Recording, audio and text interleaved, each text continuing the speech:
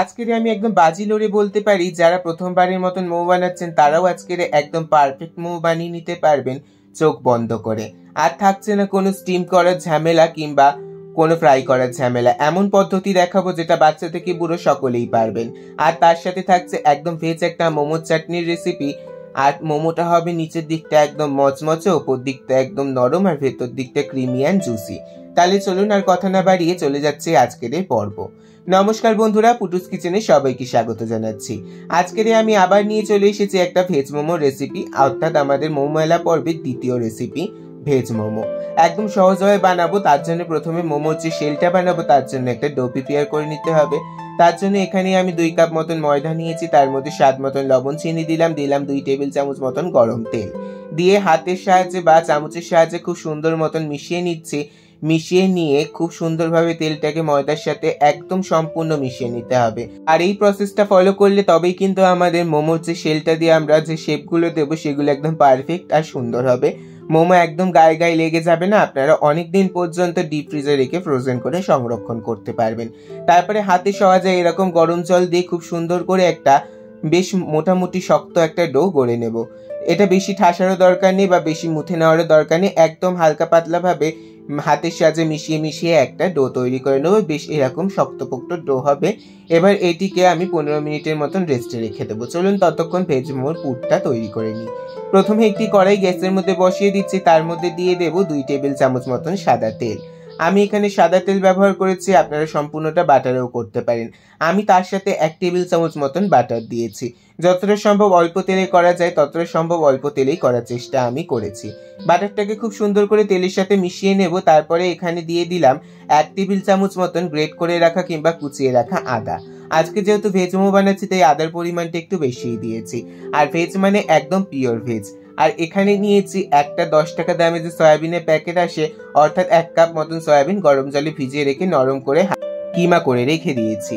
এবার এই কিমাটা এর মধ্যে বাটারের সাথে আদার সাথে দিয়ে সামান্য পরিমাণ লবণ দিয়ে খুব সুন্দর মতন আমরা ভেজে নেব।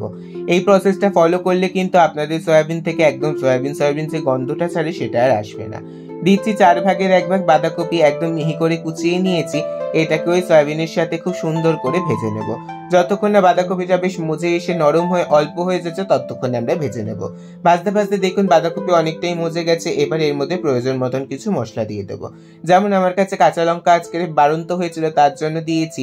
ঝালের জন্য লাল লঙ্কার গুঁড়ো দিচ্ছি, সামান্য পরিমাণ একটু চিনি, 1 টেবিল চামচ ভিনিগার, 1 টেবিল চামচ চিলি সস, 1 টেবিল চামচ দিচ্ছি রেড চিলি সস, আর দিচ্ছি 1 টেবিল চামচ সয়া সস।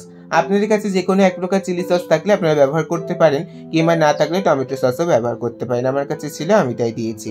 আর সসে যেহেতু নুন থাকে তাই টেস্ট করে নুনটা দেওয়ার চেষ্টা করবেন যাতে নুনটা বেশি না হয়ে যায়।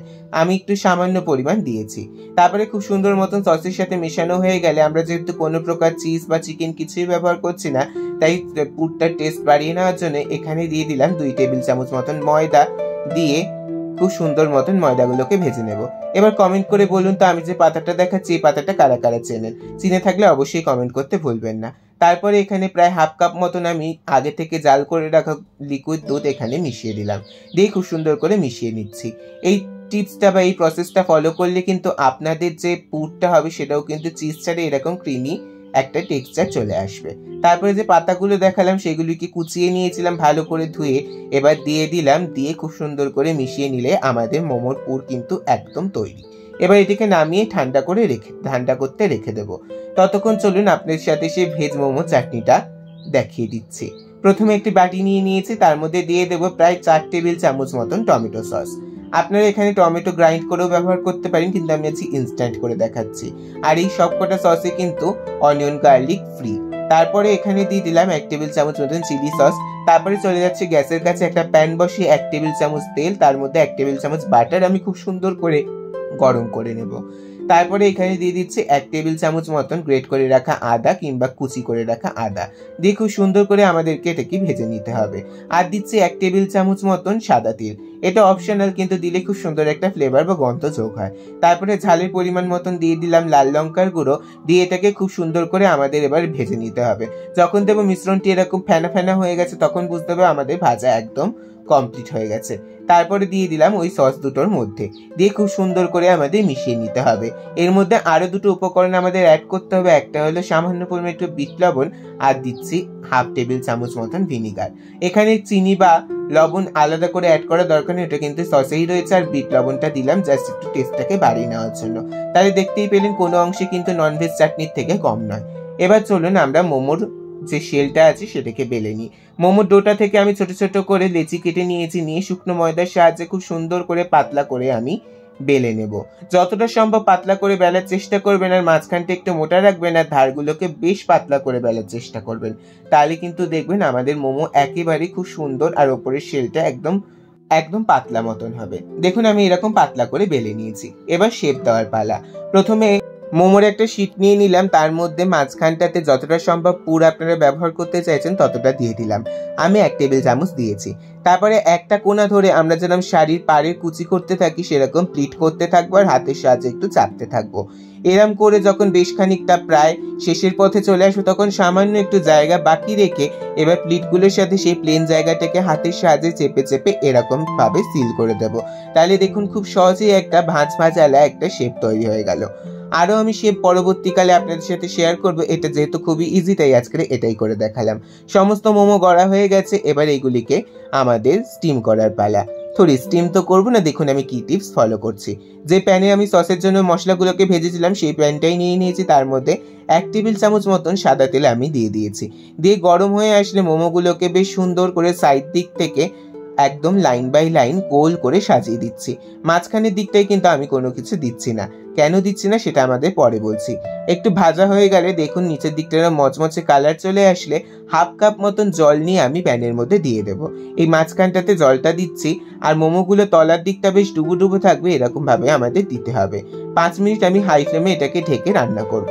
5 মিনিট পর দেখুন আমাদের মোমো নিচের দিকটা একদম কুরকুরে আর ওপর দিকটা একদম নরম হয়ে গেছে, দেখতেই পাচ্ছেন। এবার নামিয়ে পরিবেশন করে দেব।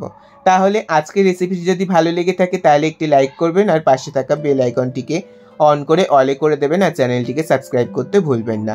আর প্রিয়জনদের সাথে শেয়ারও করে দেবেন পারলে। আর পুরনো বন্ধুদের কি করতে হবে সেটা আমি আর নতুন করে বলছি না, আপনারা জানেন। আপনাদের একটি লাইক আমাকে অনেক অনুপ্রাণিত করে নতুন নতুন রেসিপি আনার জন্য। দেখুন মোমোর দিকটা নিচের দিকটা মুচমুচে, ওপর দিকটা নরম, আর ভেতরটা ক্রিমি অ্যান্ড জুসি। দেখুন ভেঙে দেখিয়ে দিচ্ছে আপনাদেরকে ভেতরের পুরটা কতটা জুসি হয়েছে।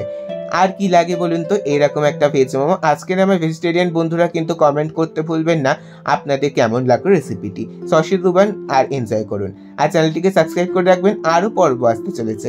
ধন্যবাদ।